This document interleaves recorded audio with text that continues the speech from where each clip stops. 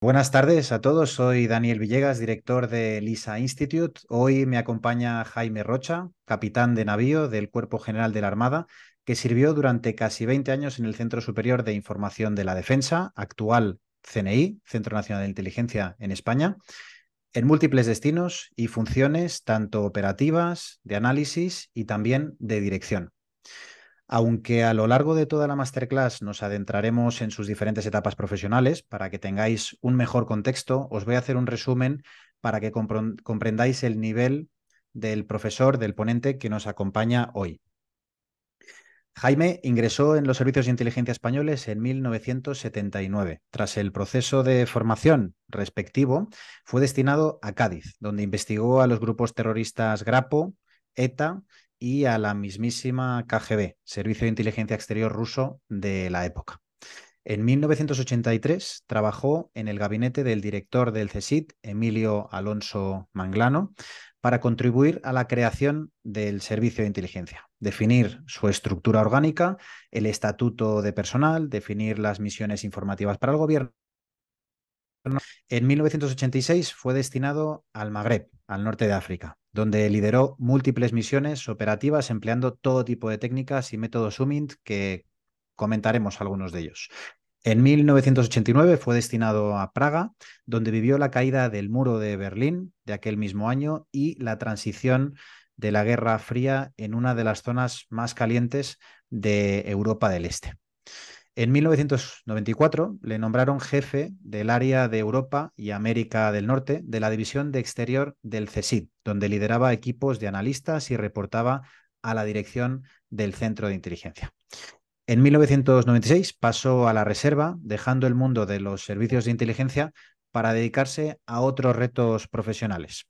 En esta nueva etapa demostró sus capacidades como gestor al liderar como gerente una importante fábrica ubicada en Castellón, en el este de España. Paralelamente, empezó a escribir como articulista y columnista en medios como el Diario de Cádiz, La Razón o El Debate, entre otros, iniciando así su etapa como escritor. Jaime ha publicado diversas novelas autobiográficas que han sido premiadas y reconocidas tanto en el plano nacional como a nivel internacional. Durante la masterclass iremos ambos haciendo referencia a las novelas. Además de escritor, actualmente pertenece al aula política del Instituto de Estudios de la Democracia de la Fundación San Pablo CEU. Es académico correspondiente de la Real Academia Hispanoamericana de las Artes, Ciencias y Letras y pertenece al Club Le Cagué de Escritores de Espionaje y Servicios de Inteligencia. Además, por último, por si todo esto fuera poco, colabora con LISA Institute en el ámbito docente, como la sesión de hoy, así como también en el ámbito divulgativo a través de artículos en el medio de análisis LISA News. Jaime, es un auténtico placer tenerte en esta masterclass. Bienvenido. Bueno, bien hallados y muchísimas gracias por la invitación. El placer es mío. Esta masterclass forma parte de las más de 50 sesiones en directo que se realizan en el contexto del máster profesional de analista de inteligencia. Como ya algunos de vosotros seguramente sepáis, es un máster universitario 100% online en el que todos los profesores tienen una amplia experiencia profesional en inteligencia y que además otorga una doble titulación tanto del LISA Institute como de la Universidad a Distancia de Madrid. Como ya sabéis, aunque el grueso de las clases del máster se realiza a puerta cerrada para los alumnos que están inscritos, algunas de estas sesiones las realizamos en abierto con el objetivo de poder difundir la cultura de inteligencia y la cultura de defensa tan importante en los tiempos que corren y en los que nos ha tocado vivir. Antes de comenzar, destacar que todo lo que tratemos a lo largo de esta masterclass representa exclusivamente nuestras opiniones, no constituyendo, por tanto, doctrina ni ninguna postura por parte de ninguna entidad ni institución, ni actual ni pasada. Es importante dejar esto claro. Comenzamos entonces. En 1979, Jaime, ingresaste en el CSIC porque literalmente te fueron a buscar personalmente. La incorporación de personal a un servicio de inteligencia, pues como todo el mundo se imaginará, es algo complejo, es algo crítico por el impacto que puede tener una infiltración de servicios extranjeros, de un agente hostil, de un agente doble. ¿Cómo eran los métodos de captación de personal en aquella época y cómo han ido evolucionando en el tiempo. Bueno, pues efectivamente el sistema de captación era que iban a por gente que conocían, los que ya estaban dentro. Cuando se crea el CSI, se crea con la fusión de Servicio de Inteligencia del Alto Estado Mayor con Presidencia de Gobierno, el servicio de documentación que había creado Carrero Blanco en Presidencia. Entonces, ahí, en esas dos instituciones, había ya compañeros míos. Y algunos de los que estaban allí, compañeros, me conocían de la Escuela Naval, habíamos estado 5 años juntos en la Escuela Naval, pues son los que se fijaron en mí y me propusieron ingresar. Bueno, me citaron en un sitio público, en un hotel concretamente, y me propusieron entrar. Hice una pregunta indiscreta, si se quiere, porque pregunté que qué se hacía ahí dentro y me dijeron que ya me enteraría cuando entrara. Otra pregunta que hice fue que si creían que yo servía y me dijeron que sí. Y la tercera pregunta que hice por preguntar, pues dije, ¿y se gana más dinero? Me dijeron, no, exactamente lo mismo. O sea que tampoco por ahí era una cosa muy atractiva. Bueno, no me lo pensé demasiado porque entendí que mi país me necesitaba ahí, ¿no?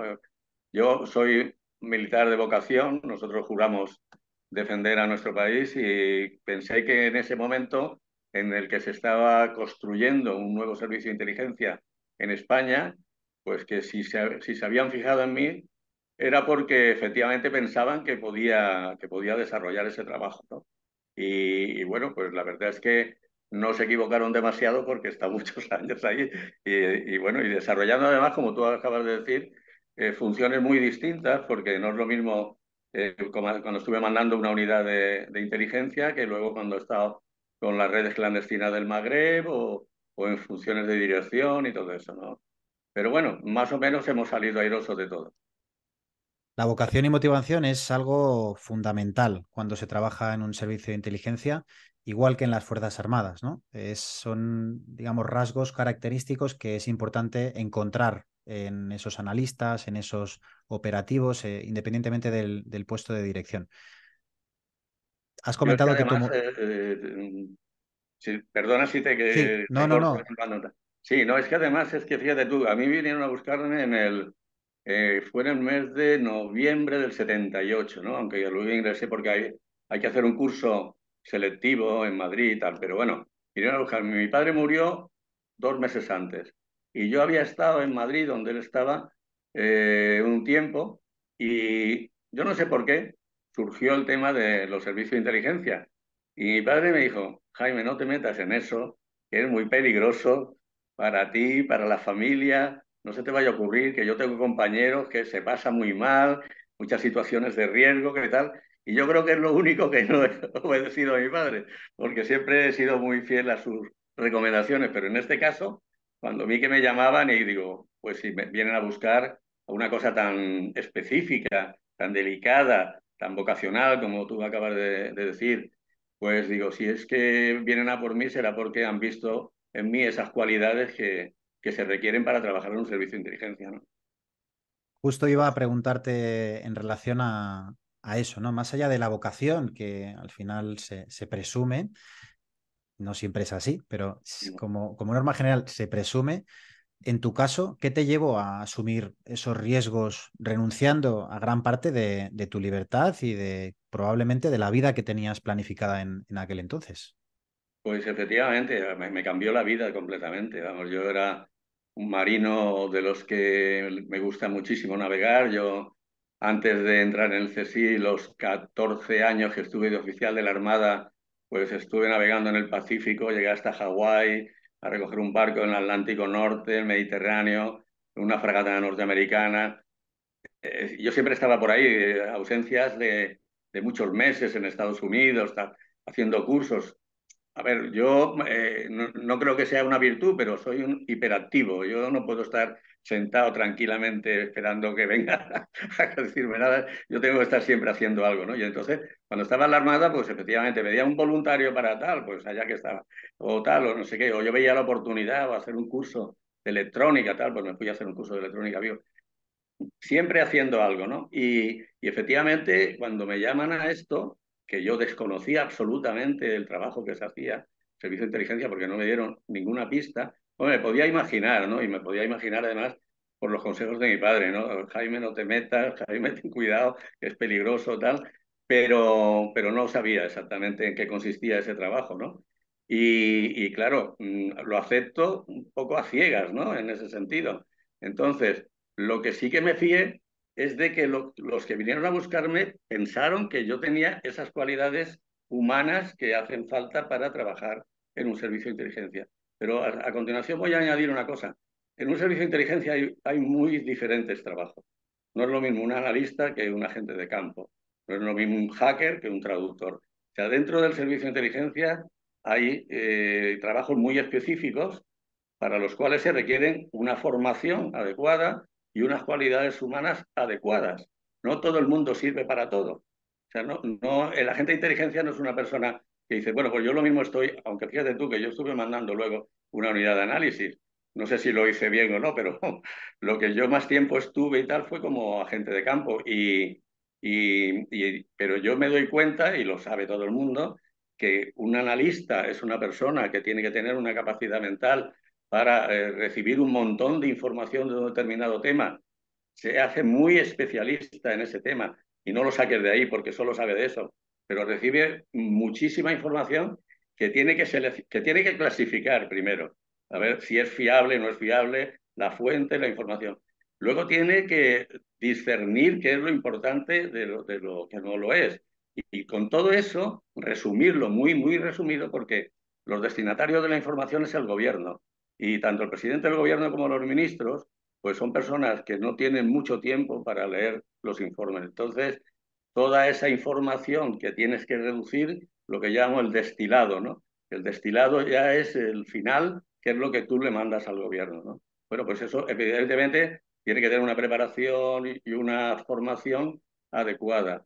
El agente de campo es un trabajo completamente distinto, luego añadiremos cosas, pero ahí se ve, ¿no? La diferencia. O un hacker pues es una persona que tiene una formación técnica determinada y que sirve para hacer ese trabajo. Por eso es diferente, ¿no? No todo el mundo sirve para todo. La formación y preparación del personal de cualquier servicio de inteligencia es fundamental, tanto la inicial como la permanente, ¿no? Y el Por supuesto. reciclaje, la actualización. A la par que avanzan los riesgos, las amenazas, los actores, es muy importante mantenerse actualizado, como pasa en cualquier otra empresa y negocio. En tu Mm. caso, ¿cómo viviste ese proceso de formación inicial, esos primeros meses en el Sí, vamos a 78 y ver. Yo, 79? una cosa buena que tiene la casa es que cada vez que vas a un destino tienes un periodo de formación previo.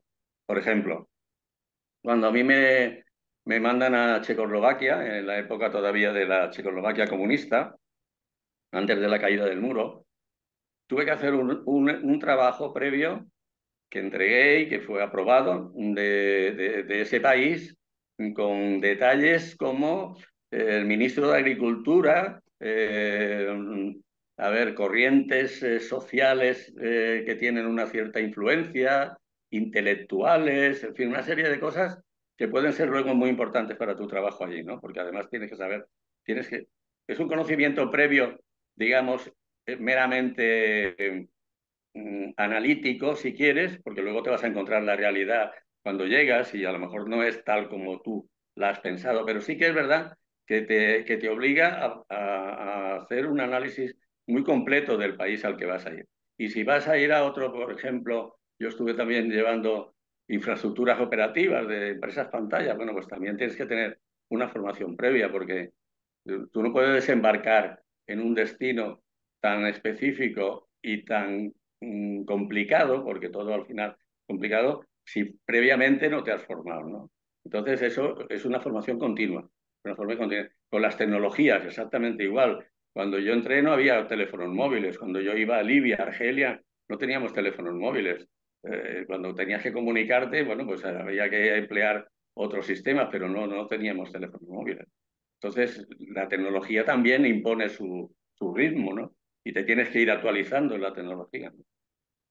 Tu primer destino tras la academia fue Cádiz, en el sur de Ahí España. sí. En aquella época, los grupos terroristas más activos, para el que no se acuerde, aquellos que tenían más capacidades para atentar en el Grapo y ETA, La Sí, época más sangrienta fueron precisamente los años 78, 79 y 80, donde ETA sí. mató a 234 personas. Para que nos hagamos una idea, casi una víctima mortal cada 4 días, que Ujú. se dice pronto. ¿Cuál fue tu papel en relación a la investigación de estas Pues organizaciones mira, terroristas? cuando yo entré, mandando la unidad que estábamos aquí en Cádiz, tenía un capitán de la Guardia Civil, un cabo de la Guardia Civil y un inspector de policía. Con- la relación con la Guardia Civil y con la policía era total y absoluta. Pero total y absoluta, yo tengo una metopa que me regalaron y tal, en agradecimiento y tal, era colaboración plena, hasta el punto de que sus archivos estaban a nuestra disposición. Nosotros entrábamos en el archivo de la comisaría de policía perfectamente sin problema. Y nosotros, el trabajo fundamental de un servicio de inteligencia no es ejecutivo, como todo el mundo sabe, es de información. Entonces nosotros lo que hacíamos era obtener información de las actividades o de la presencia de comandos de esos grupos terroristas aquí. Y esa información nosotros la pasábamos a la policía o a la Guardia Civil y ellos ya luego actuaban, ¿no? Entonces, ya te digo, muy estrecha, una colaboración muy estrecha, pero la parte nuestra era meramente informativa. Nosotros no teníamos. ¿Qué implicaba eso? Pues implicaba, por ejemplo, que aquí en una barriada de Cádiz y luego en el muelle pesquero de Puerto Real había una nave donde se reunía, era el Partido Comunista reconstituido, era el PCE con una R pequeñita entre paréntesis, de ahí salen los miembros del Grapo, ¿no? Y entonces estos se reunían aquí en un piso en Cádiz o en la barriada del muelle pesquero de Puerto Real. Entonces, muchas noches el policía llegaba a mi casa a altas horas de la madrugada, me decía, ponte unos vaqueros y una camiseta, si está rota mejor, que nos vamos a la reunión hotel. Y así estuvimos hasta que nos detectaron. Y me detectó un compañero de la Armada que estaba metido en estos. Luego se fue de la Armada, se metió en un partido político, llegó a ser concejal en Puerto Real y tal, pero este fue el que nos vio. Nosotros estábamos en la última fila, allí muy discretos, tratando de pasar desapercibidos, y se acercó y me dice, ¿tú qué haces aquí? Digo, pues vamos a ver, si tú sabes quién soy y en qué trabajo, ¿qué voy a estar haciendo aquí? Pues intentar enterarme de lo que estáis planeando y tal. Y me dijo, mire, habéis tenido mucha suerte que he sido yo el que os ha visto. Marcharos discretamente y no os quiero ver por aquí más. Entonces alquilamos una furgoneta con los cristales tintados y nos poníamos en la puerta de aquello con una cámara de fotos y cada vez que tenían reunión nosotros nos dedicamos a hacer fotos a todo el que entraba y tal, para luego identificarlos y pasar esa información a Madrid diciendo, pues estas personas son las que han estado reunidas en esto del Grapo. Con el tema de ETA, pues venían aquí en la cárcel de Puerto de Santa María, había muchos terroristas de ETA, las familias venían a verlos tal y se acampaban cerca, a lo mejor con caravanas y tal. Bueno, pues nosotros hacíamos una vigilancia sobre esa actividad, ¿no? Y lo seguíamos y veíamos tal, qué contactos tenían, tal. Un poco para ver los apoyos que podía tener ese grupo terrorista en esta zona, ¿no? Y también con eso pues tuvimos mucha colaboración con la Policía Nacional y con la Guardia Civil. Y con el tema del KGB, pues ya lo cuento en una de las novelas, que tuvimos una persecución por las calles de Cádiz detrás de un agente del KGB, porque estos lo que venían era un poco bueno, un poco no, mucho, a ver, estábamos en la transición, ¿no? Estábamos años 78, bueno, perdón, 79, 80, 81, y aquí teníamos en la Bahía de Cádiz, contamos con los mayores astilleros quizás de España. Esos se construían barcos hasta de 300.000 toneladas, petroleros y tal. Bueno, entonces teníamos también una industria naval militar, y la tenemos, muy importante. Y bueno, nosotros todavía no éramos OTAN ni éramos Unión Europea, pero estábamos en ello, ¿no? O sea, que habíamos emprendido yo el camino de homologarnos con los demás países de Occidente, ¿no? De nuestra zona geográfica, cultural y de todo, de vida, ¿no? De tradición.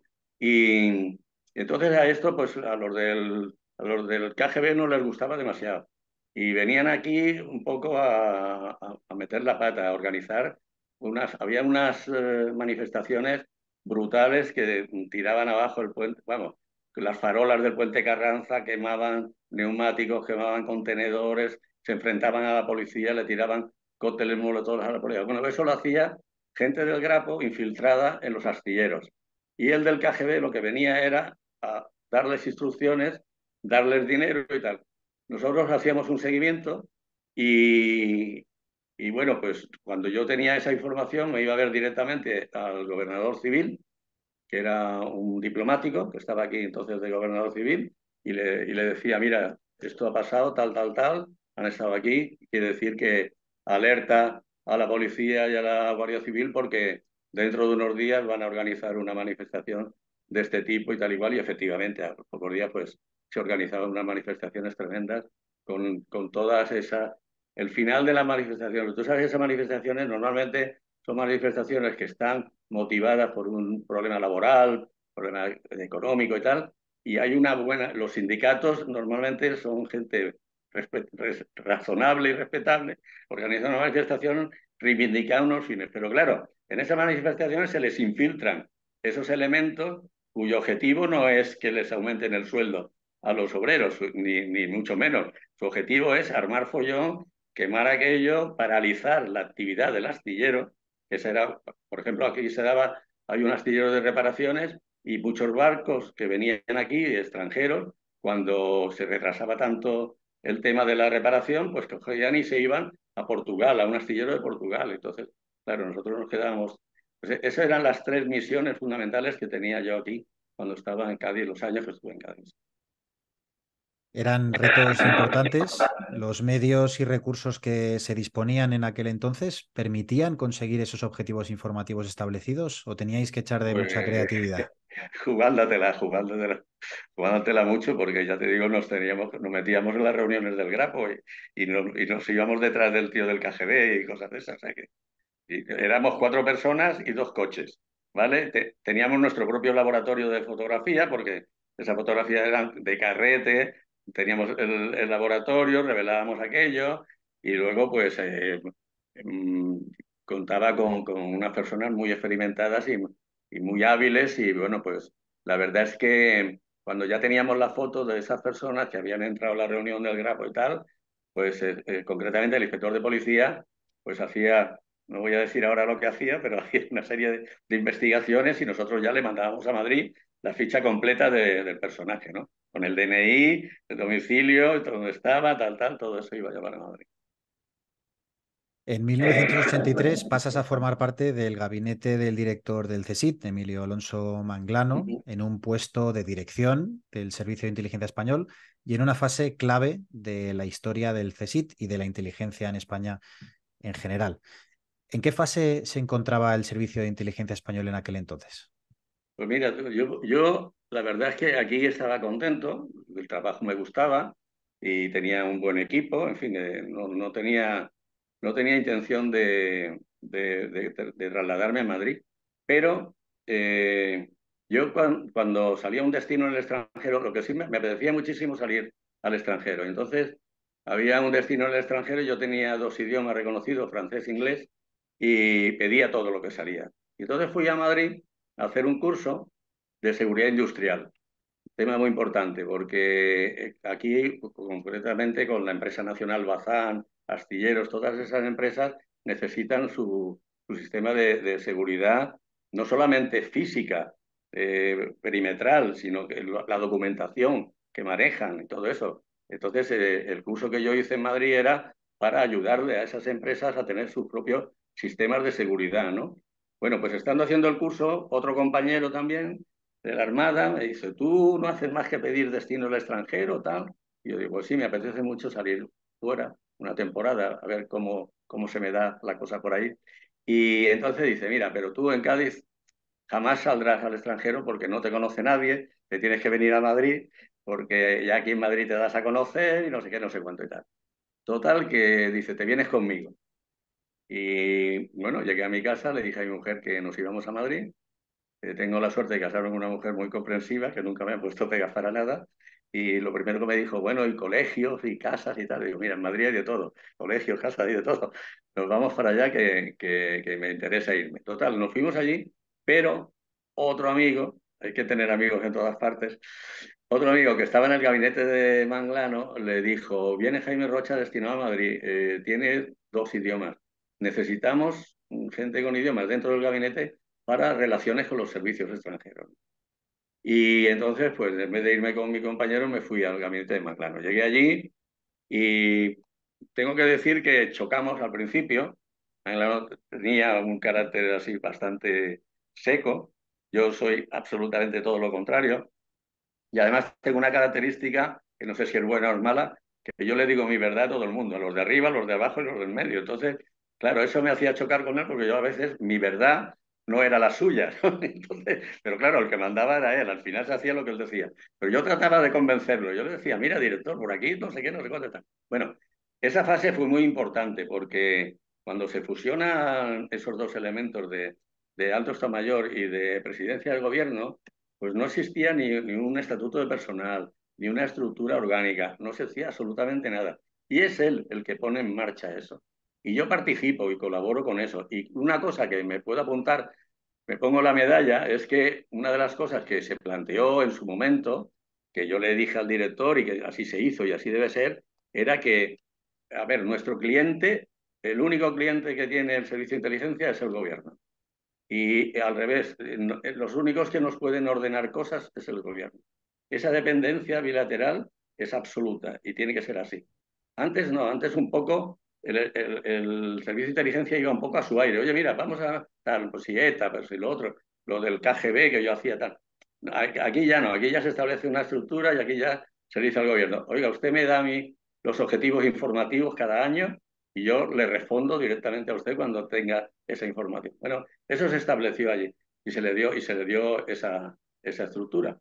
Mm, yo, bueno, me fui de allí, fui yo el que pedí marcharse después de 3 años y pico, porque, porque yo tenía pocos años, entonces yo me fui, sí, tenía 30 y tantos, cerca de 40, pero era una vida que no me la merecía, porque yo me levantaba a las 6 de la mañana, venían 2 coches con escolta a recogerme, nos íbamos a Barajas, recogíamos pues pues, al presidente de no sé dónde, por ejemplo a Ben Ali de Túnez, o al Assad, el padre del actual, o Bernard Walters de la CIA, personaje de estos, los llevábamos al hotel, se aseaban, reuniones de trabajo, comida de trabajo, por la tarde más reuniones de trabajo, y si venía con la mujer, pues había cena, yo llamaba a mi mujer, cenábamos hasta las tantas, si se terciaba nos íbamos a un tablao flamenco, café de chinita, la venta del gato, tal.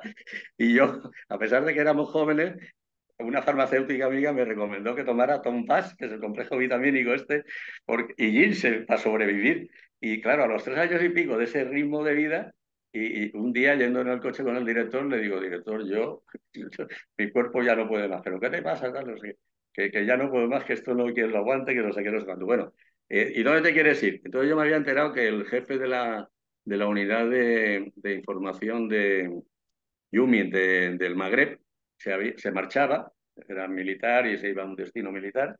Y entonces me dice, ¿dónde te quieres ir? Digo, pues aquí, a esto, al Magreb. ¿Y tú qué sabes del Magreb? Digo, pues hombre, nací en Larache, ya tengo puntos, ¿no? Ya está. Digo, pero aparte de eso, lo que no sepa ya lo aprenderé, tal. Dice, bueno, bien, total, que una fase previa de formación y al Magreb. Y ya ahí en el Magreb estuve ya también varios años.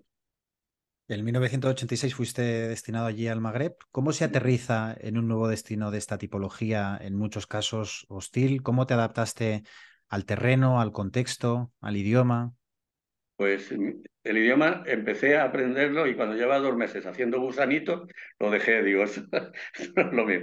Porque tenía caligrafía en árabe, 2 meses haciendo gusanitos, digo, por aquí no vamos. Pero bueno, como tenía el francés, el inglés y el español, la verdad es que con eso no he tenido nunca problema, el tema del idioma.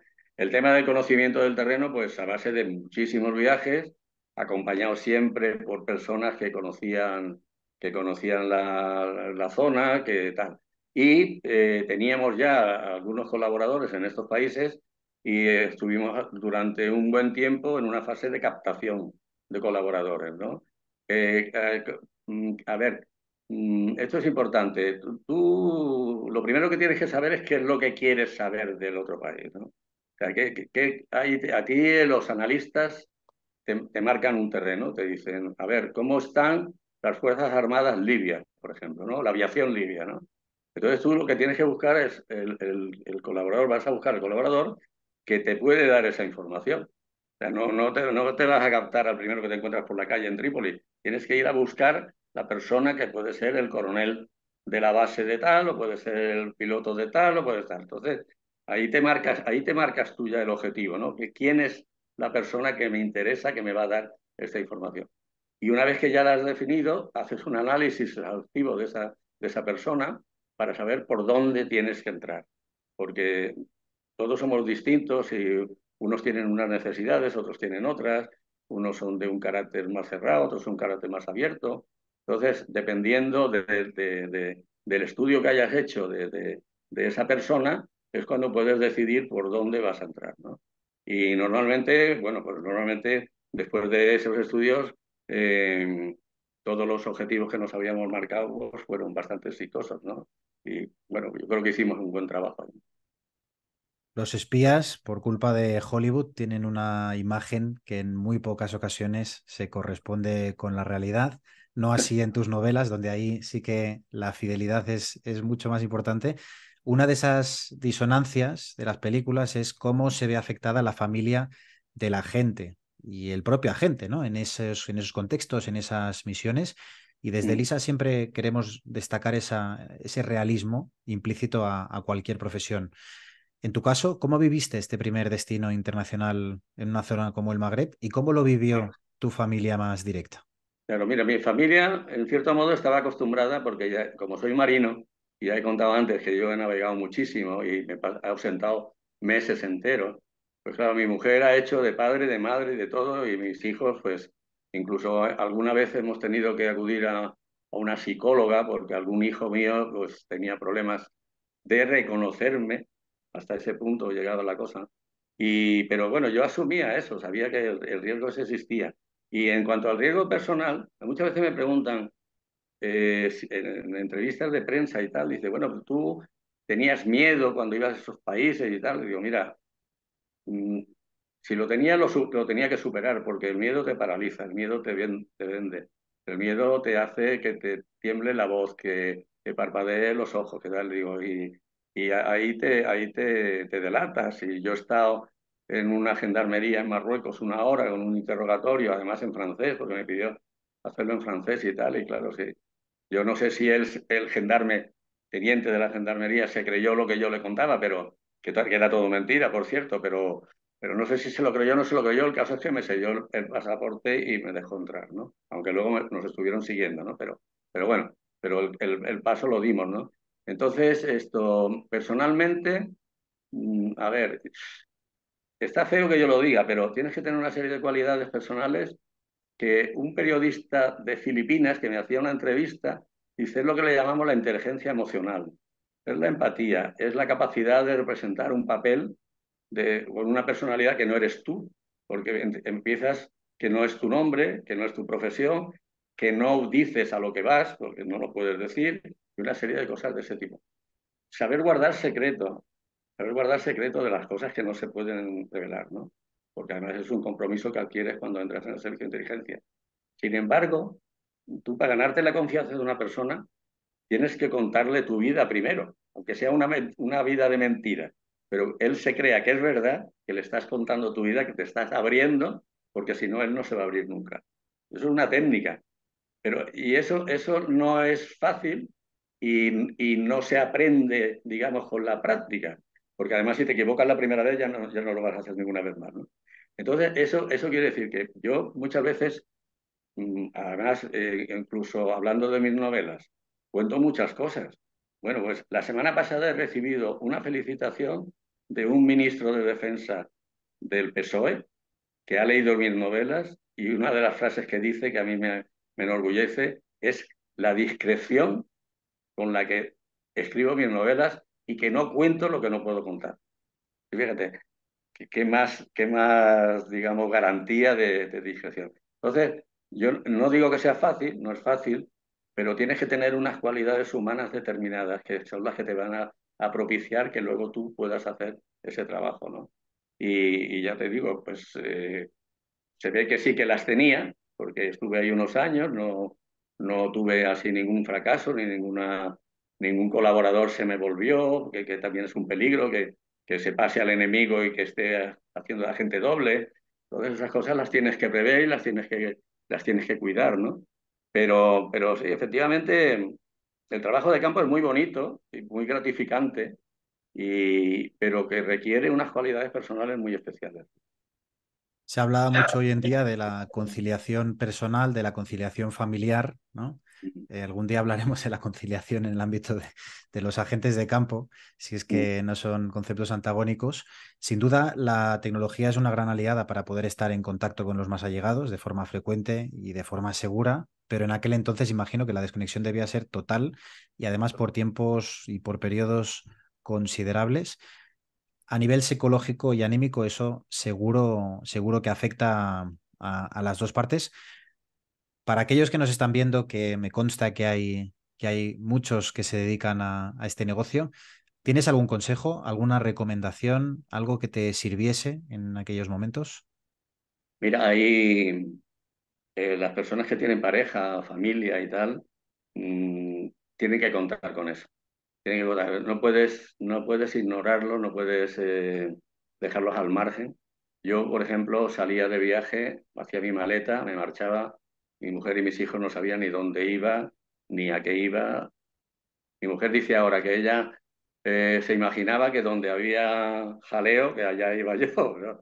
Unas veces sí, otras veces no. Pero bueno, el caso es que efectivamente se producía un aislamiento por un periodo considerable donde ella pues estaría. Entonces, tienes que tener una complicidad tan grande que esa persona, tu pareja, piense que lo que estás haciendo por una motivación superior, que porque estás haciendo eso por defensa de tu país y de tus compatriotas, y eso lo tiene que asumir. Se dan muchas separaciones, porque hay gente que eso no lo comprende o no está dispuesto a asumirlo, o no está dispuesto a pasar temporadas haciéndose cargo de. Nosotros tenemos 5 hijos, además casi seguidos, y ella los ha criado los 5 ella sola. Muchas veces cuando hablo con mis hijos de broma, digo, pero ¿a ti quién te ha educado? Dice, mamá, porque yo no estaba, ¿no? Bueno, pues, todo eso, claro, tienes que contar mucho con la otra parte, evidentemente. Si no, pues se producen separaciones, pues en divorcios, se producen rupturas y tal. Y luego, por tu parte, tú también tienes que ser consciente de lo que dejas, ¿no?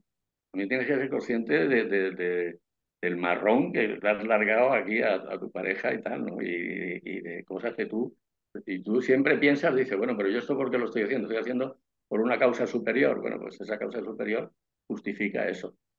Es difícil, ¿eh? Es difícil, no es nada fácil, es muy difícil. Y sobre todo tienes que contar con que la otra persona que va a hacer el papel tuyo y el de ella o el de él y ella, según el caso, pues va a tener que asumir eso y no solamente asumirlo, sino estar conforme con eso, ¿no? Y no ponerte pegas, sino decirte, bueno, pero ahora ¿dónde vas? Pero no me dices nada, ¿verdad? Eso en mi caso jamás, jamás, jamás. Además, eso que pasa y pasa a menudo al final es un factor de desestabilización, porque Por el supuesto. agente de campo no puede estar pensando en más allá de la misión, de lo que está Claro. haciendo, de las fuentes. Puede ser un riesgo incluso tener la cabeza en otro sitio y es bueno salir siempre de casa con los problemas resueltos, ¿no? Y todo ordenado para no tener ningún contratiempo en ese sentido. Muy bien. Has comentado misiones clandestinas, has también hecho referencia a Lumint. Seguramente muchos de los asistentes sepan de qué estamos hablando porque son alumnos del máster de analista de inteligencia o de los cursos de Lumint, pero para aquellos que no sepan a qué nos referimos, ¿cómo definirías el Lumint y por qué crees que es tan vital en misiones sobre el terreno? Voy a contarte un ejemplo. Hace un par de años estuve en Tenerife presentando mis libros y el libro de una amiga que se llama Alejandra Suárez, que ha escrito un libro que se llama Mi padre, un espía ruso. No sé si has oído hablar de él. Bueno, ella fue la que, bueno, me invitaron a una organización, pero ella estaba también allí. Entonces, el padre de esta chica lo detuvieron en Moscú y se suicidó. Estaba en Lubyanka y tal. Pero también detuvieron a la americana enlace suyo allí, era un agente de la CIA, que estaba allí en la embajada, la tuvieron en Lubyanka. Yo le pregunté qué pasó en Lubyanka y dice, mejor no te lo cuento, mejor no te lo cuento. Pero como era con pasaporte diplomático, la expulsaron, ¿vale? Entonces estuvo en Tenerife, tuvimos una mesa redonda y tal. Y hablando de Yumi, salió el tema del 11S.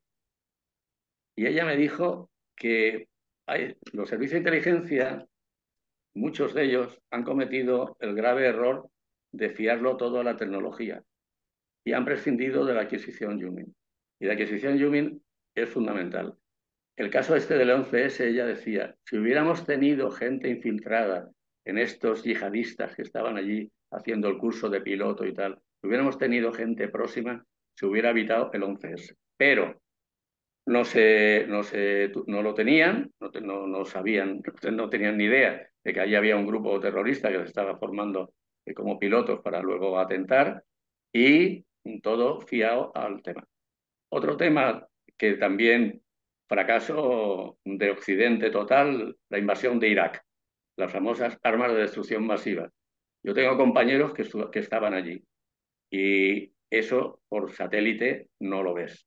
Eso por satélite no lo ves, eso tiene que tener gente infiltrada en los sitios donde pueden haber o no pueden haber esas armas o pueden tener la posibilidad de fabricarlas o no. Pero esa adquisición de información la tienes que hacer in situ y con fuentes humanas, porque la tecnología ahí no te va a aclarar nada, ¿no? Y muchos más casos, muchos más casos. Entonces, ya parece que muchos servicios de inteligencia de estos que fiaban todo a la tecnología han dado un poco marcha atrás y han empezado otra vez a trabajar con temas de adquisición humana, pero es fundamental. Un servicio de inteligencia que se precie, la adquisición humana es fundamental, fundamental, porque además te va a servir para corroborar información que a lo mejor has obtenido por fuentes abiertas, por tecnológicas o lo que sea, ¿no?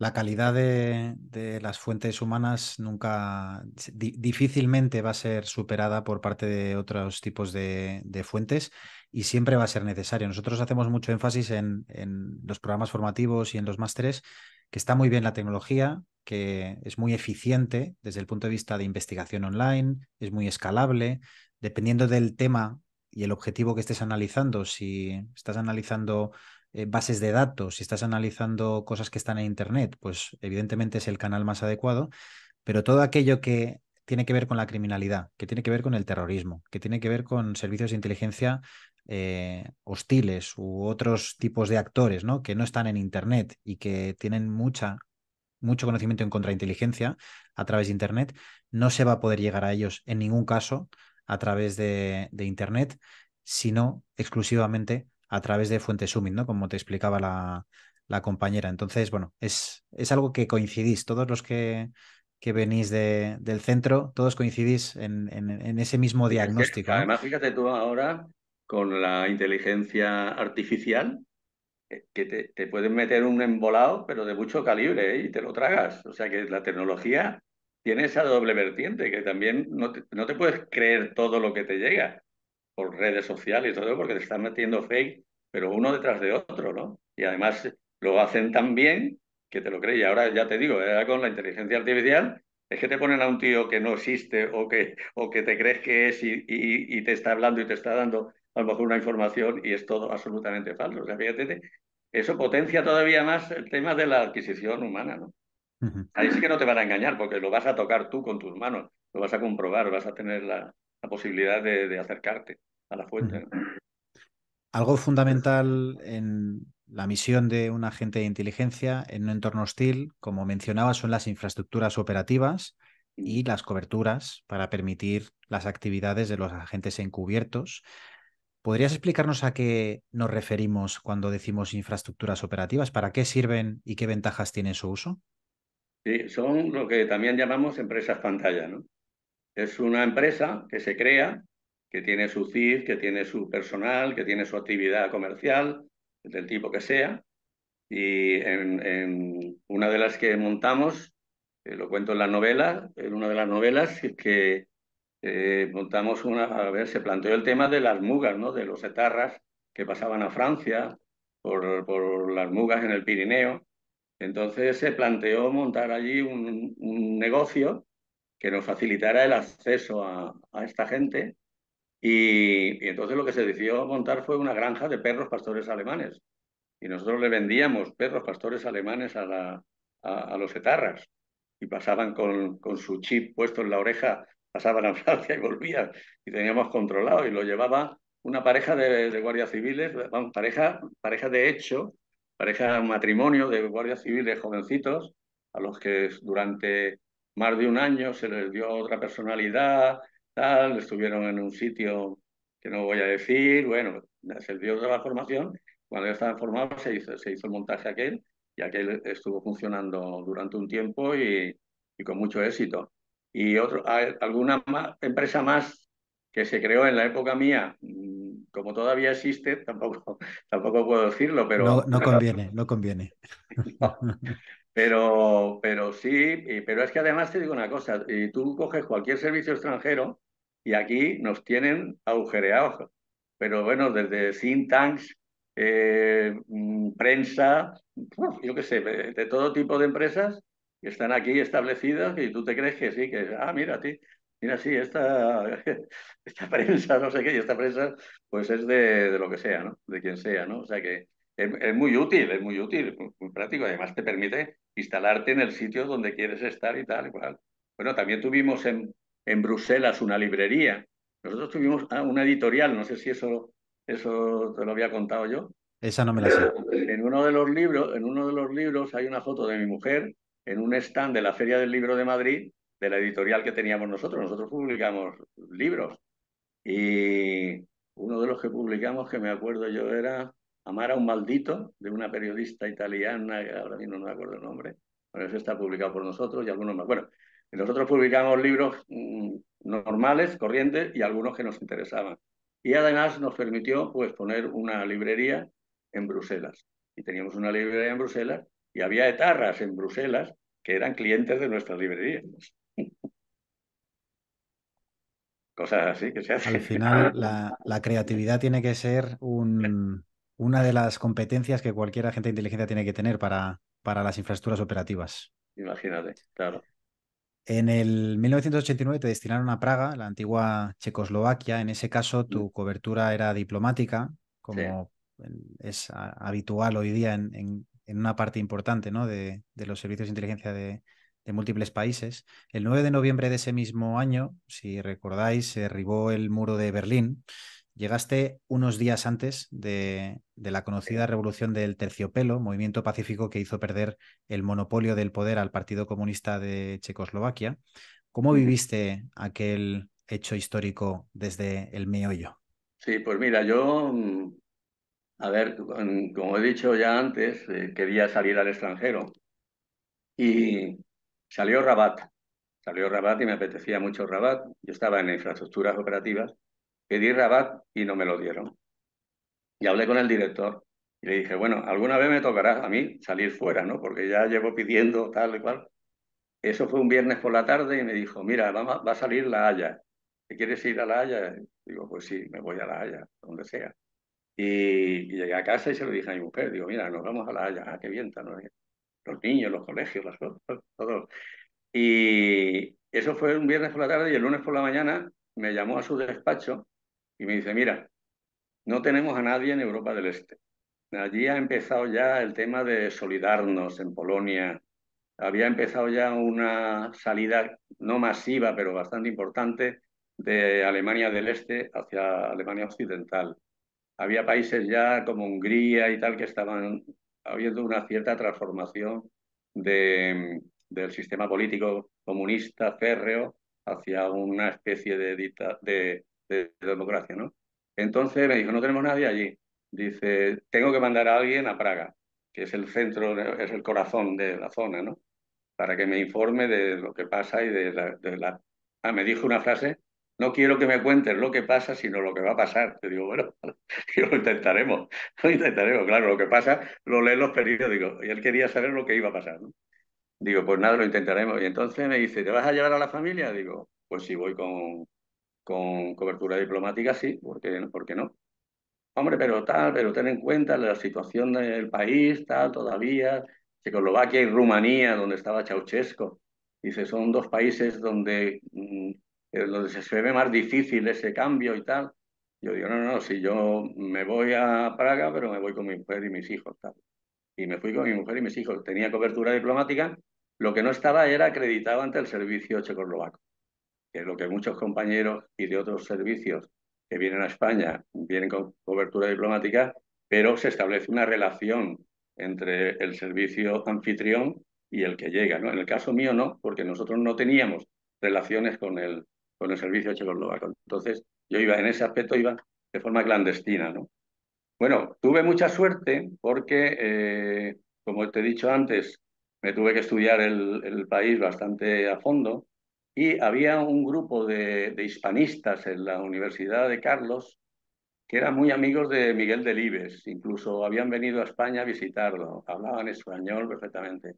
Entonces, esta gente no eran para nada comunistas y ese fue uno de los primeros contactos que establecí, ¿no?, con ellos. Como yo era consejero de cultura en la embajada, yo tenía tres gorras: cultura, prensa y educación. Montamos 4 institutos de enseñanza media que todavía están allí. Y bueno, pues el caso es que establecí contacto con estas personas y luego también establecí contacto. Yo organizaba las ruedas de prensa del embajador porque, porque era el de prensa, era el consejero de prensa. Y entonces allí acudían periodistas españoles y periodistas checos. Y a una periodista de Rude Pravo, pues le propuse un intercambio de información. O sea, yo no me presenté como agente de información, sino como consejero de cultura y prensa de la embajada, y le planteé, digo, mira, seguramente Checoslovaquia, todavía no se pensaba en separarse, claro. Checoslovaquia será próximamente una componente de la Unión Europea y supongo que querrás saber cosas de la Unión Europea. Yo te voy a dar a ti cosas de la Unión Europea y tú me vas a dar a mí cosas de Checoslovaquia. Claro, yo le daba a ella cosas de la Unión Europea, públicas o semipúblicas, y sin embargo, y me lo recordaba el ministro este que me ha felicitado hace poco, me recordaba que una cosa que fue vital es que cuando empiezan las manifestaciones en la plaza de Venceslao, en el parque de Letna, donde se reunía hasta 1 millón de personas, pues al principio la policía, incluso el ejército, bueno, les daba palos y tal. Bueno, la cosa no era fácil. Pero entonces los gobernantes de Checoslovaquia pidieron a Gorbachov que mandara los tanques, como los mandó en el año 68 durante la primavera de Praga, ¿no? Y Gorbachov le dijo que no. Esa información, además por 2 veces insistieron y Gorbachov las 2 veces les dijo que no. Gorbachov era de la perestroika, era del socialismo de rostro humano, en fin, era un hombre con otras ideas completamente distintas a lo que era el comunismo este férreo de aquella zona, ¿no? Y esa información me la dio a mí ella en primicia. Y yo se la pasé al director y por lo visto el director se la pasó al ministro, porque el ministro en esa felicitación que me ha mandado me lo ha recordado, lo importante que fue esa información, porque ningún otro país occidental supo antes que nosotros que los rusos se habían negado a mandar.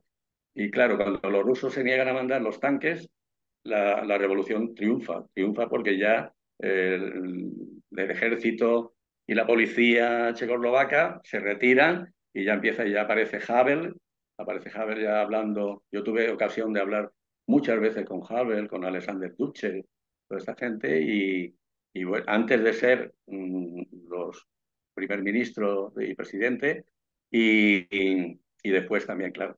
Pero, pero ya es cuando empiezan a salir ellos al balcón y empiezan a hablar y empiezan a tal, y bueno, ya aquello se ve que es imparable, ¿no? Y realmente, pues efectivamente se produce el cambio. Luego viene el tema de la separación de Eslovaquia, donde el embajador y yo fuimos a ver a Mečiar, que era el presidente eslovaco, era el que propugnaba la separación, y tuvimos una reunión solamente la traductora, Mečiar, el embajador y yo, y bueno, la cosa era trasladarle de parte de la Unión Europea que eso iba a estar muy mal visto, esa separación y tal y cual.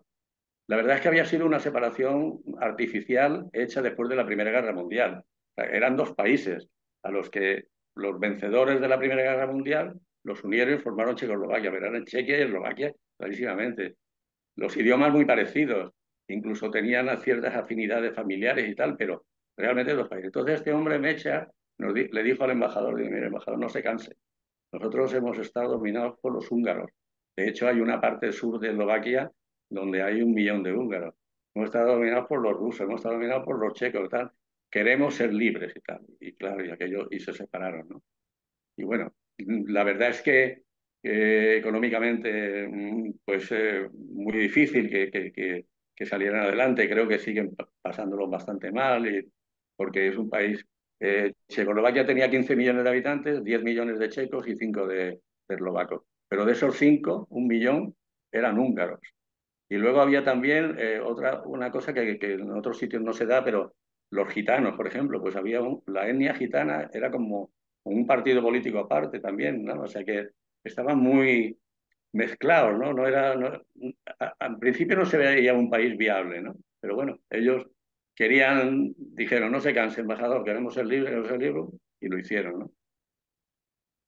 Esa época prestaste servicio desde Checoslovaquia y evidentemente tenías objetivos informativos relacionados con la seguridad internacional, con la geopolítica, como suele ser Claro. habitual, pero sin dejar de lado objetivos informativos de interés nacional como podía ser el terrorismo de ETA, ¿no?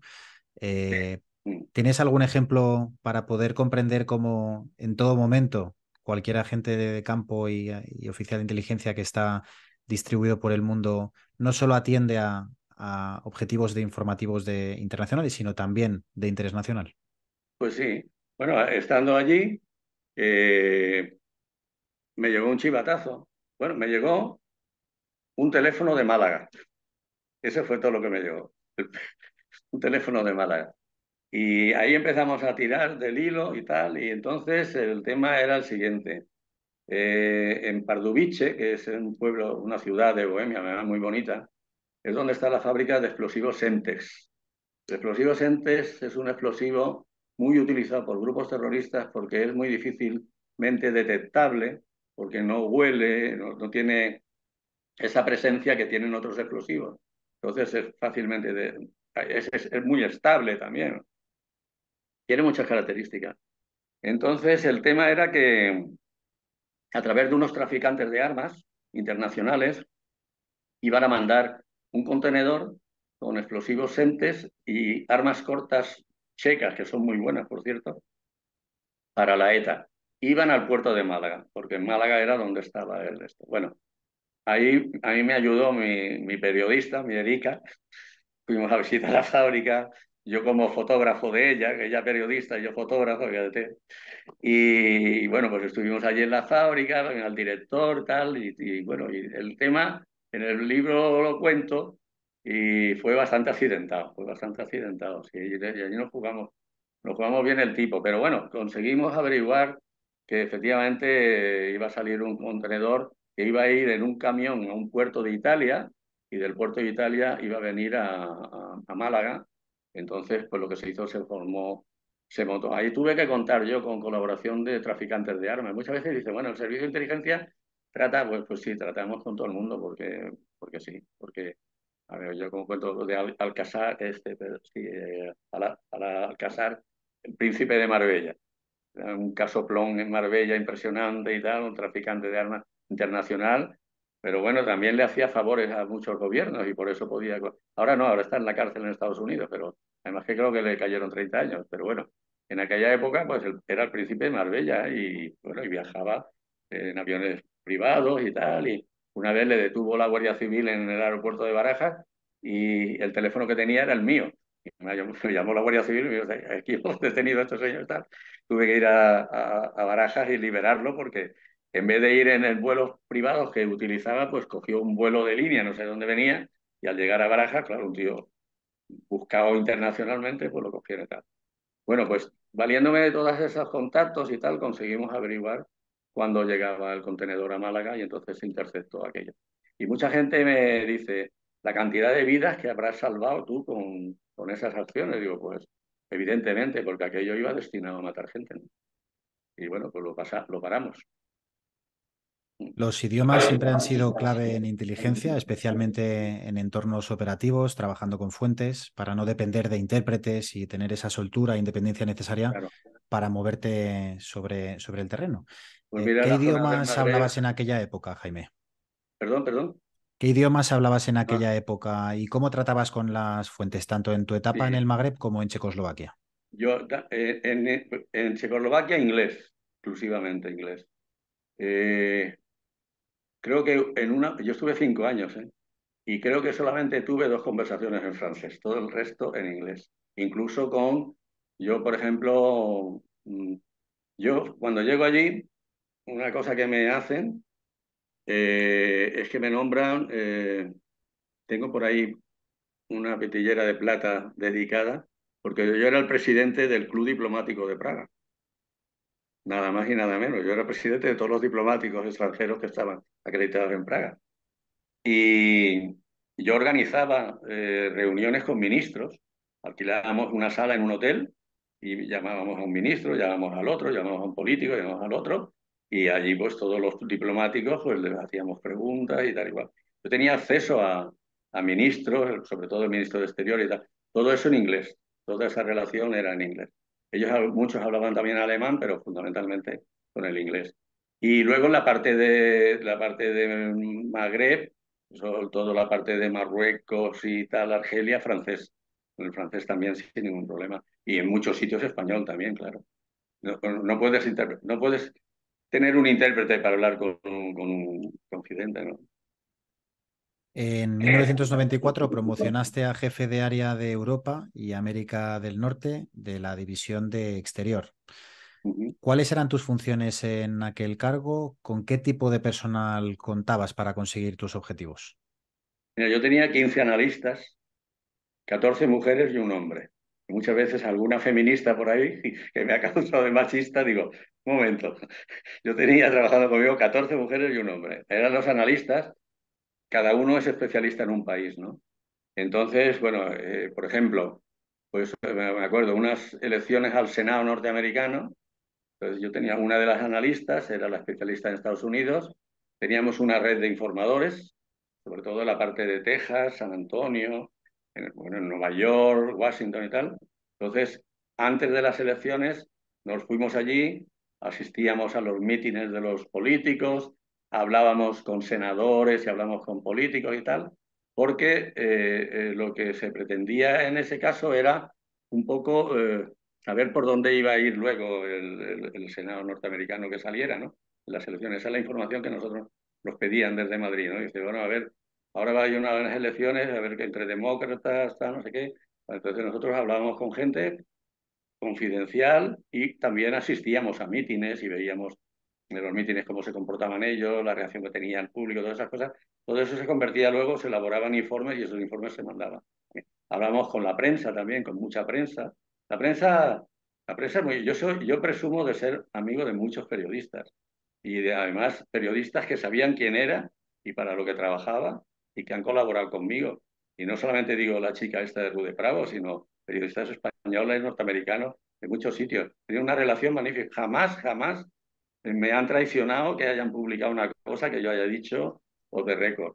Yo les he ayudado cuando me lo han pedido y bueno, y todavía hay muchos por ahí por Madrid que son muy amigos míos y que son de esa época, ¿no? Y que colaboramos mutuamente y teníamos... Yo creo que se puede contar con personas serias estén donde estén trabajando, da lo mismo da que sea periodista, que sea militar, que sea lo que sea. Lo que sabe falta es que sea una persona seria. Curioso, los servicios de inteligencia y los periodistas siempre han sido profesiones correlacionadas y que han Sí. mantenido, por lo general, buena relación, ¿verdad? Pues sí, sí, lo que pasa es que en la época mía había un poco de miedo porque, claro, porque no todos son iguales y porque podría haber, yo qué sé, a lo mejor, no sé, alguna filtración, alguna cosa inconveniente, ¿no? Pero yo siempre he mantenido, y además, o sea, una nómina de periodistas muy amplia, muy amplia, y gente de muchísimo nivel. Alguno de ellos me ha escrito el prólogo de uno de mis novelas, ¿no? Y bueno, pero es lo que te digo, hay que buscar personas que sean serias en su trabajo, porque no puede ser un tío que está, bueno, no sé, no quiero definirlo, pero sí, cuando te fías de alguien, tiene que ser porque esa persona merece esa confianza. En línea con esa seriedad profesional, quería también sacarte el tema de la cooperación y colaboración entre servicios de inteligencia, que es algo primordial, fundamental, tanto en época de paz como en época de guerra, como la que nos encontramos ahora en Europa. Y esa colaboración permanente tiene que ser, en muchas ocasiones, no solo con servicios amigos, sino también con servicios enemigos, aunque parezca contradictorio. En Claro, los... Adelante, no, adelante, no, Jaime. es que no hay servicios amigos. Es que lo que pasa es que no hay servicios amigos. Hay servicios coyunturalmente amigos, porque puedes colaborar en una operación, pero aún así, mira, yo tenía muy buena relación con el Mossad, pero una relación personal, ¿no?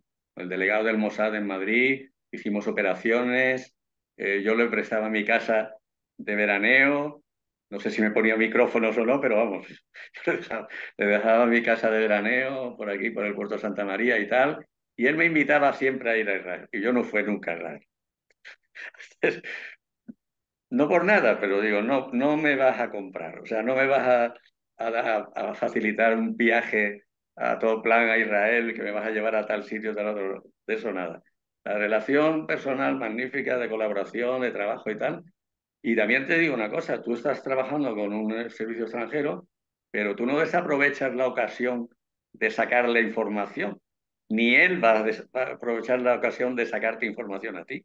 Entonces, disfrazado con una comida amistosa entre colegas y tal, la idea puede ser otra. La idea puede ser a ver qué le saco a de este tema, ¿no? Entonces hay que estar siempre con los servicios extranjeros, amigos, entre comillas, coyunturales, para un momento, para un tema y tal, pero no para, no de yo te paso. Sí que es verdad, pero ya eso no es entre agentes, sino a nivel oficial, sí que es verdad que hay una cierta trasvase de información sobre objetivos comunes, ¿no? Entre servicios. O sea, cuando el analista coge la información que recibe por fuentes humanas, por técnicas, tal, por fuentes abiertas, por servicios extranjeros que te facilitan, tal, el analista, la misión que tiene es todo eso, primero clasificarlo, como he dicho antes, y luego integrarlo todo eso, ¿no? Y comprobar entre unas fuentes y otras en qué se contradicen, en qué dice de verdad. Es un trabajo muy complicado.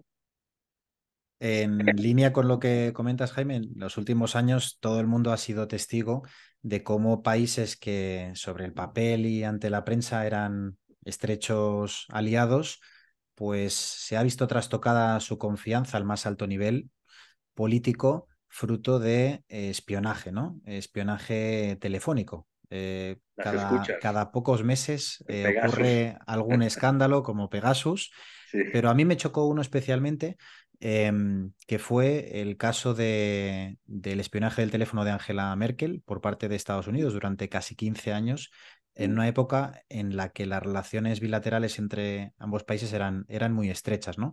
Lo cual, pues en línea con lo que comentas, demuestra que bueno, lo de aliados, aliados es dependiendo del objetivo, de los claro, intereses y de la coyuntura, igual sí, que lo de enemigos. De hecho, algún diplomático que hemos hecho alguna ponencia siempre dice, ¿no? Que muchas veces el único canal disponible de comunicación que queda entre dos países en guerra son los servicios de inteligencia, sí. porque cuando ya nada queda, la Sí. única vía para comunicarse y salvar quizá la guerra y que perdure la paz o que empiece la paz, pues son los servicios de ambos países, ¿no?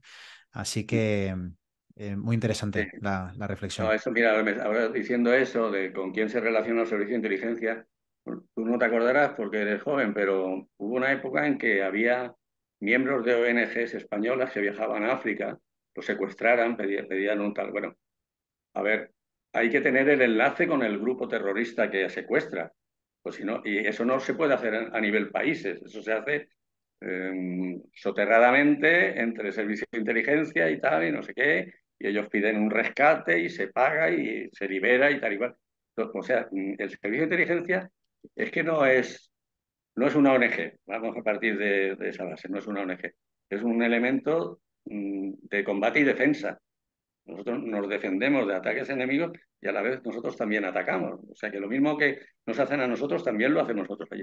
Una vez, hablando de esto de Pegasus, y me decía un periodista, dice, bueno, entonces, claro, si le han espiado al presidente del gobierno, tal, pero ¿qué amistad es esa de Marruecos que espía a tal? Y digo, oye, ¿tú te crees que yo no tenía gente en la Casa Real marroquí? ¿Tú te crees que yo no espiaba al rey de Marruecos? Pues sí, claro. Sí, y si puedo, vamos, si puedo me acuesto con el rey, pero no llegó el caso. Pero si hiciera falta, digo, es que eso es lo que hay que hacer. Es que si tú quieres tener una información directa de la fuente fundamental, te tienes que meter hasta la cocina, que no te puedes quedar en la puerta, tienes que meter a la cocina. Y con esto de Pegasus, pues lo mismo, claro. Oye, si han tenido acceso al presidente del gobierno español, olé, chapó por ellos, pues lo han conseguido.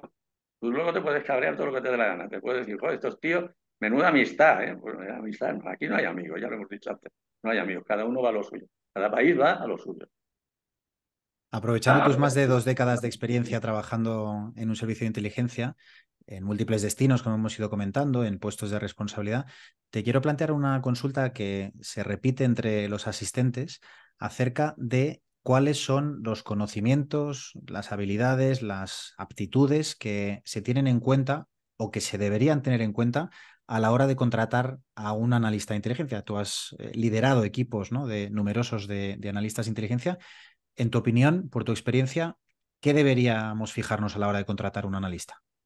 Oye, pues no sé, de una persona que tiene que tener una formación universitaria, porque eso como punto de partida, ¿no? Formación universitaria. En idiomas, por ejemplo, también tiene que tener unos conocimientos amplios y fluidos de idiomas, sobre todo los más frecuentes, y también depende de a qué parte del mundo vaya a analizar. Pero bueno, el tema de los idiomas, el tema de la formación universitaria, y luego ya dentro de la casa o dentro del servicio de inteligencia de que se trate, sí que se le da una formación específica en el objetivo. Pero los elementos de partida tienen que ser una formación universitaria y un conocimiento profundo de algunos idiomas. Eso de partida. A mí mucha gente me pregunta, yo como ahora soy un hombre público, porque salgo en los periódicos y en las televisiones y tal, y bueno, pues recibo muchísima correos y tal de personas que quieren hacer eso, ¿no? Y que son personas universitarias, que se tienen idioma y tal. Y yo les recomiendo un máster de inteligencia, de verdad. Y no porque esté hablando contigo, lo digo sinceramente, digo, un máster de inteligencia os va a dar la capacidad para luego, si entráis, pues tener ya una formación importante para hacer ese trabajo de analista. O sea que eso fundamentalmente, ¿no? Estamos hablando de analistas, no, hombre, gente de campo, que eso Sí. es... Y desde el punto de vista de actitudes, ¿qué actitudes en una entrevista de trabajo, ¿no? Pongámonos en situación que en tu época de jefe de Europa y América del Norte tenías que contratar analistas de inteligencia, más allá de los conocimientos, más allá de ese título universitario, de tener idiomas, ¿qué actitudes querías ver en ellos que suelen estar correlacionadas con un Pues buen mira, analista? yo creo que entusiasmo por su trabajo. Eso es fundamental. Este trabajo no se puede hacer si no te gusta, si no estás preparado y te gusta. Y si te gusta y estás preparado, lo vas a hacer bien seguro. Entonces, hay que ver esa actitud de entusiasmo, de decir, yo tengo vocación a esto, quiero hacer esto, creo que estoy capacitado y quiero hacer esa voluntad de trabajo es fundamental. Y ser una persona muy trabajadora. Hay una cosa que yo todavía, y me causa problemas, porque, a ver, yo no tengo horas de trabajo, yo no entro a las 8 y salgo a las 7 ni nada de eso, yo trabajo todo el día, las 24 horas. A mí se me puede llamar por teléfono, se me puede poner un WhatsApp a la hora que sea, domingo, festivo, lo que sea. Estoy acostumbrado así. Cuando estaba en la Armada, luego en el servicio de inteligencia, no tengo una hora, yo no le digo a nadie, oye, mira, no me llames ahora porque estoy, ¿qué te digo? Tal, ya, no. Entonces, en este trabajo, tú tienes que estar las 24 horas del día alerta, porque te puede llegar una información importante, no se sabe ni de dónde ni a qué hora, ¿vale? Y tienes que estar preparado, tienes que estar. O sea, no es una oficina que tú entras a una hora y sales a otra. Olvídate de eso, olvídate de eso. Tienes que tener la formación, la vocación, el entusiasmo y la disponibilidad. La disponibilidad. O sea, tú no puedes negarte a que te llame alguien o que te necesite alguien y tú decir, no, es que estás fuera de las horas de trabajo que me estás contando. O sea, eso es así. Eso es así. Entonces, bueno, yo creo que si consigue reunir todas esas características, yo creo que puede ser un magnífico analista. Hay una cosa que verás que quiero contarte porque a mí se me dio un caso en Checoslovaquia, no sé si te lo conté, lo del tren. ¿Te conté lo No, del tren? ¿No? Bueno, a ver, cuando ya se establece un régimen democrático, resulta que los ferrocarriles checoslovacos eran prediluvianos, una cosa horrorosa, horrorosa, el trazado, tal. Entonces se abre un concurso internacional y acude Talgo. Talgo lleva 9 unidades, una cabeza tractora, el coche cama, el coche restaurante, el coche no sé qué tal. Además, durante el viaje de Praga a Bratislava que fuimos, con el ministro de Transportes, primer ministro y tal, en ese viaje, en las pantallas de los vagones, se estaba explicando las ventajas técnicas del Talgo, que tiene el centro de gravedad muy bajo, que puede coger una cierta velocidad en las curvas, total. Y además la oferta no se podía rechazar, porque la cabeza tractora de Talgo es independiente del resto del tren y ellos tenían en Pilsen como 200 máquinas de tren de la marca Skoda, ¿vale?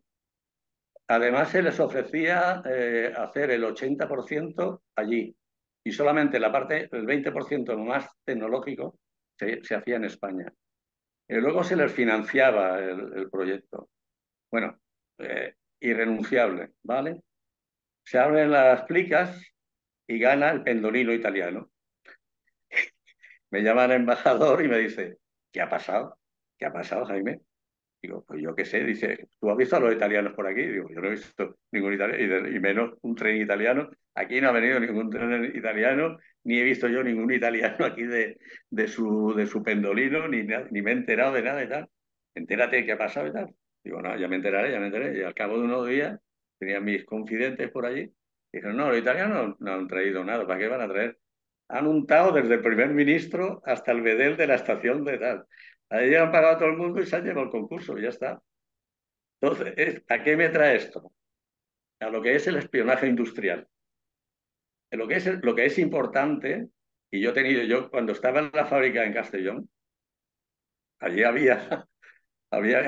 íbamos a las ferias internacionales, a Miami, a Frankfurt, tal, a Polonia, en Italia, y cuando vas a sacar unos productos nuevos, pretendes que esos productos sean únicos, lo mejor del mundo y tal y cual. Bueno, si vieras el espionaje entre empresas, que yo lo he hecho, ¿eh?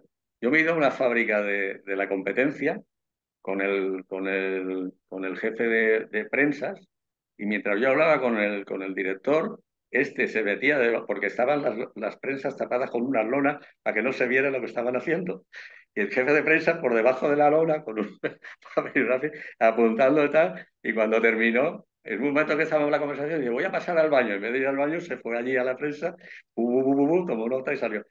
El espionaje funciona, pero vamos, hay empresas que nos gastábamos un dineral en proyectos, en Italia nos hacían proyectos, nos costaba 10 millones de pesetas, tal igual. Había empresas que no se gastaban nada en eso, le copiaban a las otras, ¿no? Y claro, y llegaban a las ferias y competían con unos productos y tal. Eso en todo.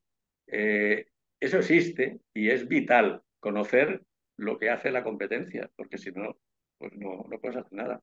Entonces, el tema ese del espionaje industrial, cada vez más, cada vez más, cada vez más.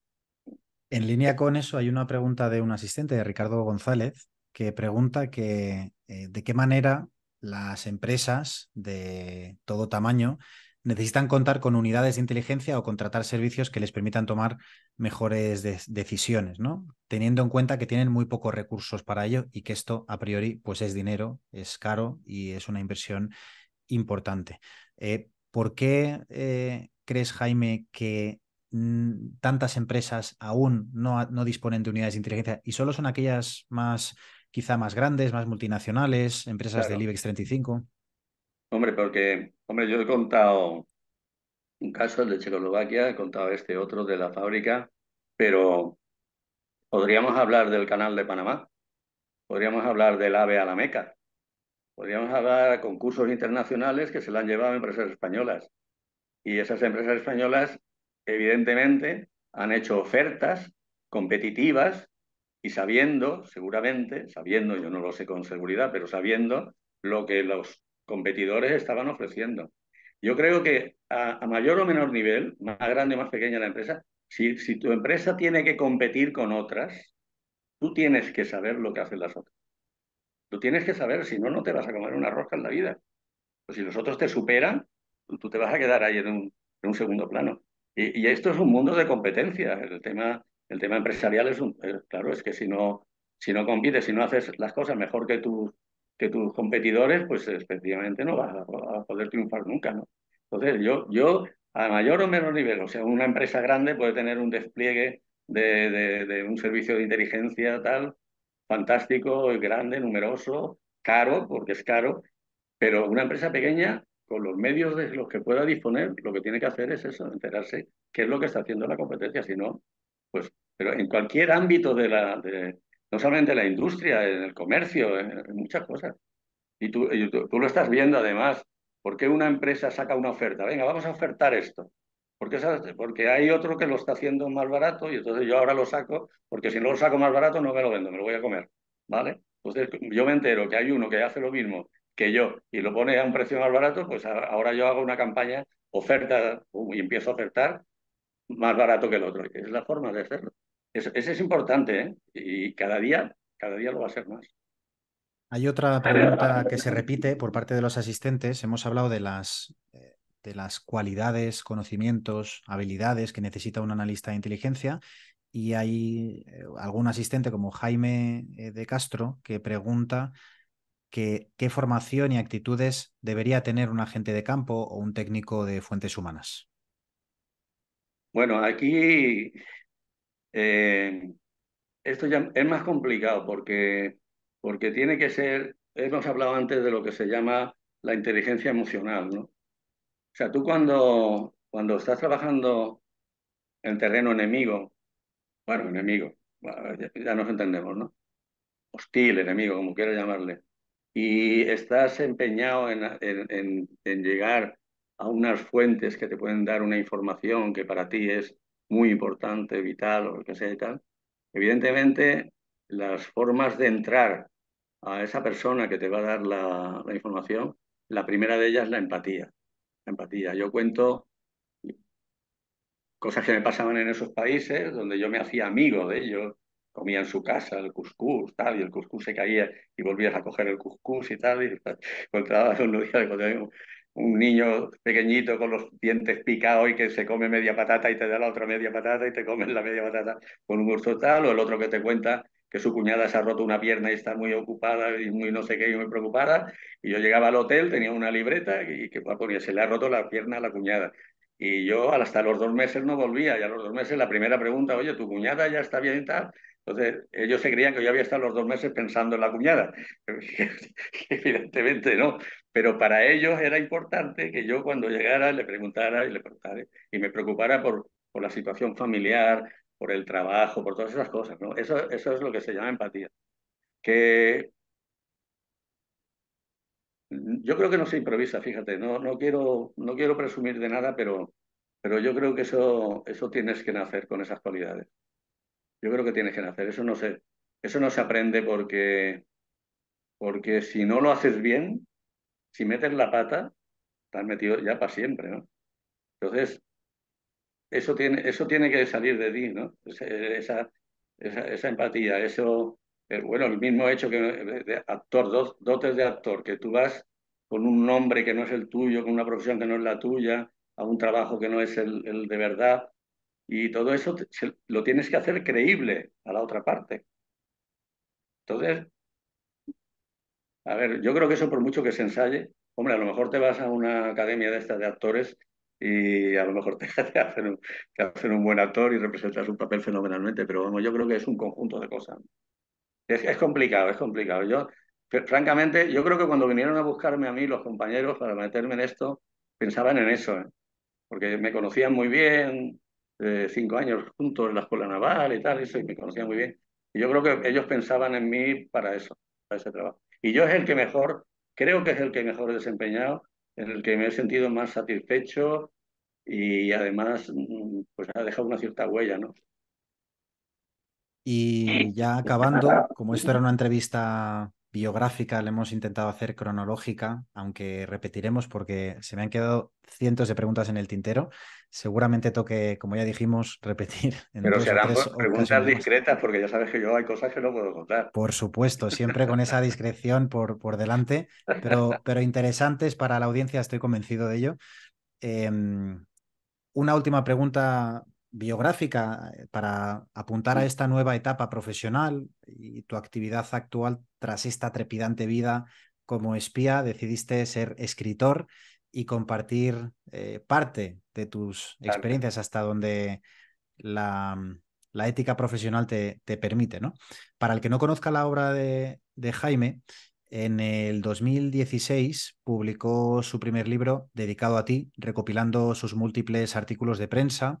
En Sí. 2020 publicó su primera novela autobiográfica llamada Operación El Dorado Cañón, basada en hechos reales sobre el bombardeo norteamericano en la Libia de Gaddafi en Ujú. 1986. Esta novela, para el que no lo sepa, estamos pasando los enlaces por el chat durante Ya. toda la entrevista, fue premiada con la medalla de oro como mejor novela histórica de 2021 por la International Latino Book Awards de Estados Unidos. En 2021 publicó El Muro, basada en los 5 años que estuvo destinado como agente de inteligencia en la Embajada Española en Checoslovaquia. Hemos apuntado algunas de sus experiencias en aquel destino. En 2022 publicó la novela Alta Traición, con la que cierra la trilogía, en este caso homenajeando al general Emilio Alonso Manglano, que fue el Bueno, director del CSIC con el que trabajó de forma estrecha durante muchos años. Quería preguntarte, Jaime, ¿cuándo y por qué decidiste ser escritor?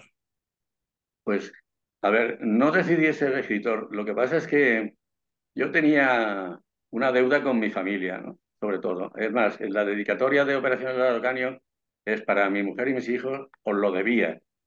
Esa deuda era porque como ellos no sabían lo que yo hacía, yo quería de alguna forma dejarle, y además lo quise poner, no unas memorias, porque en unas memorias tú tienes que ser absolutamente fiel a lo que cuentas y tal. Y yo no podía escribir unas memorias. Entonces dije, bueno, pues hago una novela que es más ameno de leer, puedo meter cosas de ficción a la vez, aunque los hechos sean reales, pero también puedo ayudarme de la ficción. Entonces escribí esa novela con la idea de hacer una publicación corta y para mis hijos, para mi mujer, para mi familia, mis amigos y tal y cual. Pero estando un día en Madrid con un periodista muy conocido, Ángel Expósito, muy amigo mío, pues estábamos hablando de otro tema, pero yo tenía el borrador encima de la mesa y me preguntó, ¿eso qué es? Digo, pues mira, es una novela. ¿Y de qué va? Digo, pues mira, va de esto. Déjame que la lea. La leyó y le gustó muchísimo. Le gustó muchísimo, Jaime, esto lo tienes que publicar, eso es muy bueno, tal igual. Bueno, entonces ya me animó, ¿no? Entonces ya hay un recorrido. Llegó a Planeta. Llegó a Planeta, el Planeta lo leyó Ana Gavín, que es la jefa de Planeta en Madrid. Me llamó por teléfono, oye, Jaime, que me ha gustado muchísimo, tal, ven a verme, tal. Tuvimos una reunión con Carmen Esteban de Barcelona, de crítica, ahí en el Hotel Wellington, y pues la verdad es que me gustó mucho. Pero Carmen Esteban, que no había leído la novela, me dijo, yo prefiero unas memorias porque novelas tenemos muchos, memorias tenemos pocas, hasta no sé qué. Le dijo, bueno, las memorias ya veremos, pero esto es aquí ya y tal. Total, que de aquella reunión no salió nada, solamente, hombre, la opinión de gente muy importante dentro del mundo literario, como está, y como luego se vio cuando me dan un premio en Estados Unidos a la mejor novela histórica. O sea que, efectivamente, no es que lo diga yo, lo dicen los demás, que la novela es muy buena, ¿no? Entonces ya, entusiasmado con eso, pues lo publico, se traduce al inglés, se vende en 56 países, el premio en Estados Unidos y tal. Entonces las editoriales, que son insaciables, no tienes nada más que contar. Y digo, pues sí, tengo más cosas que contar, pues cuéntalas tal. Entonces, también lo del muro, también. Y ya luego, para cerrar la trilogía, lo de Alta Traición, que en realidad esa era una novela que yo le debía a General Manglano, porque se portaron muy mal con él, se portaron muy mal. De hecho, hubo un juicio por unas escuchas, en fin.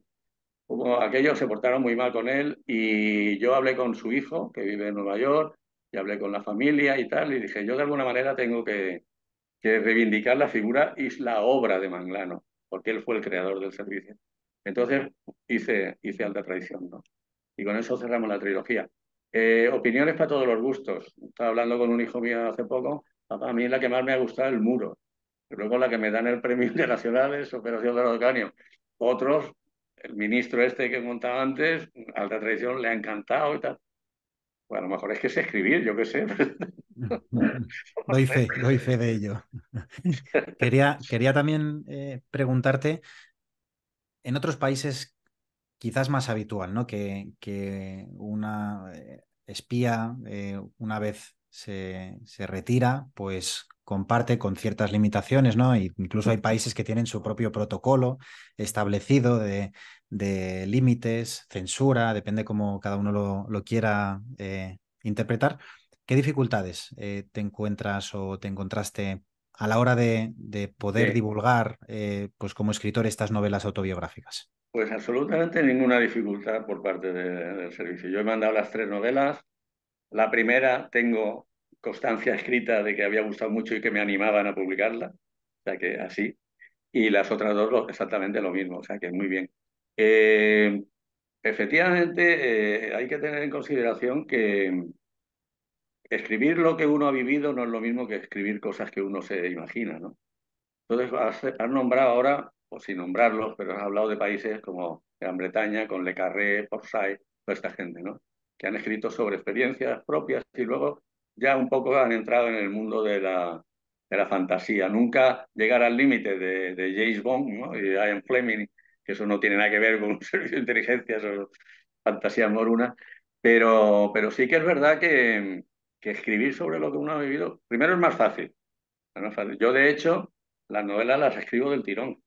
Luego ya vuelvo atrás, las estructuro, contrasto datos de fechas, de situaciones y tal, pero yo lo escribo de memoria todo, absolutamente todo de memoria. Y luego ya es cuando empiezo ya a estructurarla y a darle forma, incluso cambio el orden de los capítulos, lo que sea, ¿no? Lo que yo vea que tiene que tal. Pero, pero sí que es cierto que escribir sobre lo que uno ha vivido es mucho más sencillo, ¿no? Luego ya el estilo literario, pues a lo mejor. A ver, yo no me paro, por ejemplo, mis novelas son cortas, son 250 páginas cada una. Se leen muy rápido, porque tampoco me paro en descripciones de estas. Si era otoño y llovía, pues era otoño y llovía y punto, y nada más. Y todo el mundo sabe que el otoño llueve. Pues no tienes por qué decir que las gotas mojaban el suelo y que iban a no sé qué, ni que la otra y tal. O que si la chica era alta y delgada y vestía así, en un párrafo estás listo, no tienes que contar tu vida, ¿no? Entonces, mira, hablando de eso, un periodista un día estaba haciendo un comentario de, del agente secreto de Conrad, ¿vale? Yo el agente secreto de Conrad me lo leí hace muchos años y me lo volví a leer. Y yo le decía a este periodista, y digo, si tú crees que eso es un agente secreto, estás muy equivocado. Esto era un anarquista, un grupo anarquista que iban a poner una bomba en el observatorio de Greenwich. Digo, pero ya está, un grupo, y además luego se matan entre ellos. Digo, no tiene nada que ver, se llama el agente secreto como le podía haber llamado otra cosa. Digo, bueno, pues el agente secreto de Conrad es una novela que muchísima gente la tiene como tal. Digo, pues no, este Conrad no tenía ni idea de este tema y escribió esa novela, escribió otras muchas magníficas, un escritor extraordinario, pero concretamente El agente secreto no es una novela de espías. Entonces, ahí está la diferencia, ¿no? Sí, al final, yo como soy lector habitual de este tipo de obras, hay como tres perfiles, ¿no? Que de escritores sobre estos temas. Los que hablan porque creen que la vida de un agente de inteligencia, un agente de campo, un analista, es así, basándose en películas, basándose en otros libros, ¿no? Ese sería el perfil más alejado de la realidad. Luego están aquellos buenos escritores que tienen muy buenas fuentes, que de primera mano han trabajado, vivido y pueden darles información de primera mano para tener esas dosis de realismo necesarias en una historia de esta categoría. Y luego ya está el tercer nivel, que sería aquellos que de primera mano habéis vivido todo lo que Claro. habéis vivido y lo plasmáis con las limitaciones obvias, de modo que esas son las más realistas y las que yo siempre pues recomiendo, ¿no? Mm. Pues sí, pues, en fin, lo dices tú, no lo digo yo, lo de recomendar quiero decir. Y Muy bien, sintiéndolo mucho, tenemos que dejarlo aquí. Hay muchas preguntas que han quedado por responder, pero prometemos que las vamos a anotar y con ellas vamos a reconfigurar una nueva masterclass, una nueva sesión, cuando tengamos disponibilidad y cuando Jaime también tenga disponibilidad para poder retomarlas, porque hay muchísimas que son muy interesantes y que no ha dado tiempo en esta hora y media de planteárselas a Jaime. Así que esperamos que la sesión ayude a entender mejor la importancia de los servicios de inteligencia en los estados de derecho, en las sociedades modernas y también en otras sociedades que aún no lo son. Espero que los asistentes pues, hayáis podido conocer mejor cómo es el día a día y los retos de un profesional de la inteligencia de un servicio de inteligencia.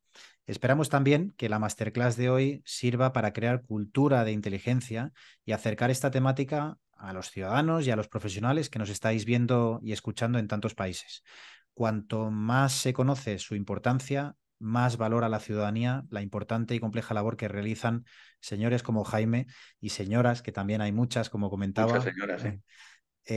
en la defensa del Estado de Derecho y también en defensa de la seguridad internacional, como hemos puesto algunos ejemplos.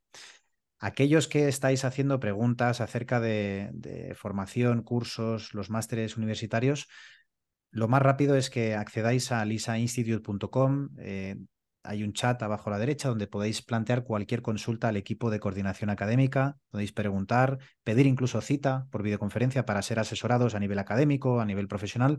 Estamos a vuestra entera disposición para poder tratar cada caso de forma personalizada.